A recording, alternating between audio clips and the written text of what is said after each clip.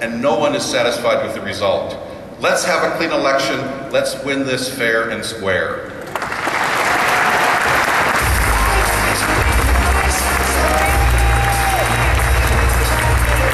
Ladies and gentlemen, please welcome the producer of Not Evil, Just Wrong, and McElhinney.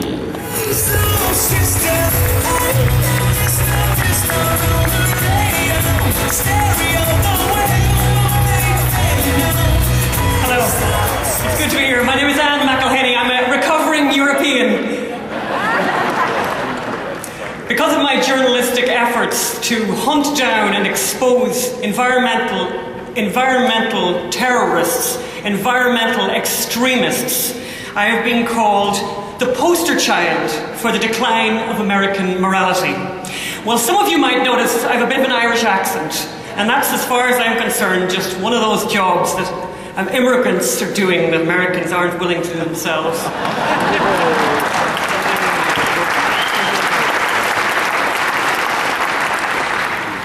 I love this country.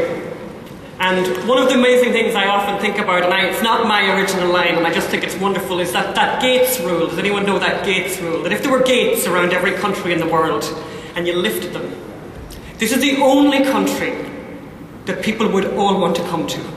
The only country in the world, and that's very, very unique. It's a very unique thing that people in Cuba are willing to swim with sharks to get to this place. And what strikes me in these days is that those people who swam with the sharks are not occupying Wall Street. Those people who are occupying Wall Street are the most pampered generation, and people in this room know very well what happens when you pamper children. Can anyone really work out what it is that they want? What it is that these Occupy Wall Street people want? I have no idea. I don't think they know themselves. I'll tell you what I do know, though. I know what the people in this room want.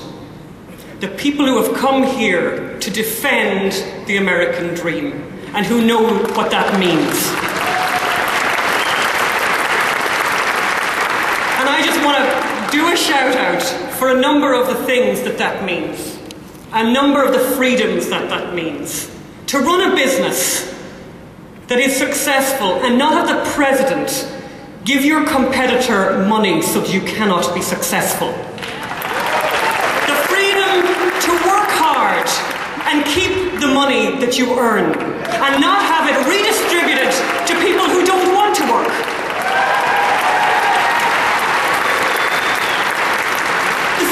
To use the natural resources of this extraordinary country for the benefit of the people who live here, to make things safe and beautiful and gorgeous, and to keep the lights on in America, to use the resources we have here in this country and not leave them buried in the ground. The freedom to farm the land of this country and not have the government tell you to stop. Or not have your governor turn off the water because he cares about a Delta smelt more than he cares about you. The freedom to control your own thermostat. Would you ever believe it? I lived in Eastern Europe. I lived among people who understood communism and who had mayors and local authorities who would turn off the heat and turn on the heat. And they talk about that here in America now.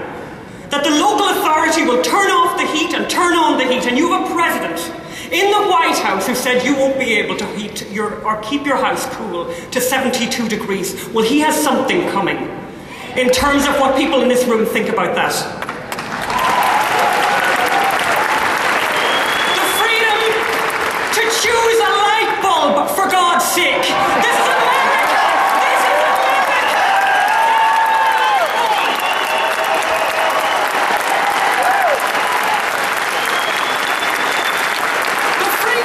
Choose the kind of car you drive. A car very similar to the President of the United States, but he wants you in a Prius.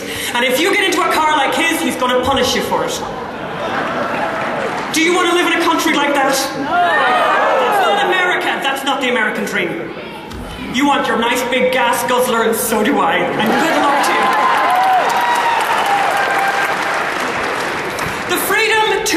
whatever food you like, even if it's got trans fats, even if it's got sugar, even if it's got salt. Because guess what? You're a grown-up.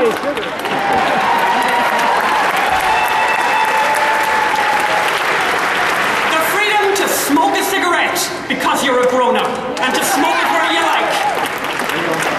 And the freedom to shop in small stores and in big stores, however the mood is just striking you that day. And the freedom, most importantly, to have your children educated in a school where they care about literacy and numeracy, not ecological literacy, green literacy.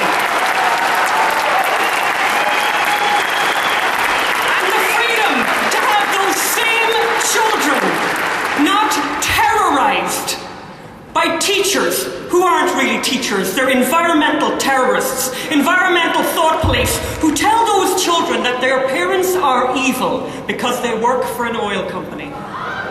The same teachers that tell them that their mother is irresponsible because she has 8 children. The very same teachers who told children in the classrooms of America last week that we had something to mourn in the birth of the 7 billionth baby, who I think is a miracle and a joy to her parents.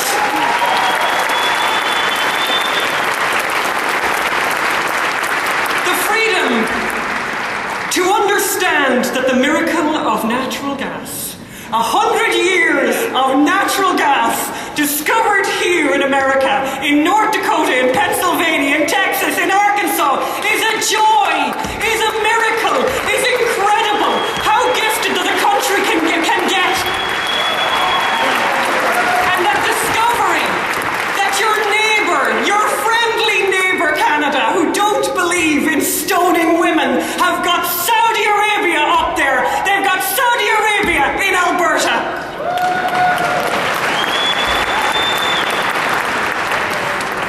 And the future is bright because look at where we've come. 235 years and look where we've come. And just contrast that to the thousands of years of development in Greece. Where they're leaving university at 40 and they're retiring at 50 on a government pension.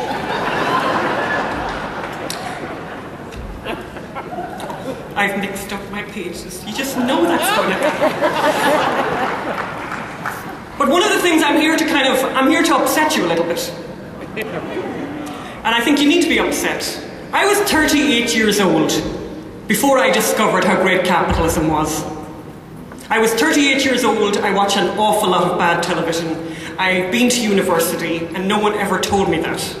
I discovered it myself, and I resent the fact that you didn't tell me. And I think it's very serious, and I think as we come here to celebrate the American dream and to realize that we need to defend that American dream, we need to understand that the children in this country are not going to learn the joy and the amazing things about this country from watching television, and they're certainly not going to get it from the University of Utopia that they're now attending, where they are majoring in anti-American studies. And so what's going to have to happen here is that you have to stop being so quiet about what you know, about how extraordinary this country is. And you are going to have to do a thing that you don't want to do, because you know something, it's lovely chatting to friends, and it's lovely being here among friends, but you're going to have to talk to that obnoxious nephew that you have, to that arrogant niece that you have, to your own child who you don't recognize. You're going to have to talk to them about the American dream, about what this country means, because no one else is going to do it if you don't do it.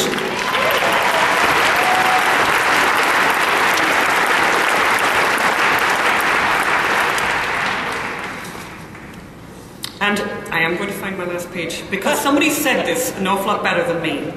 And I want a quote from that person, if I can ever find the page. You see, you should really number your pages.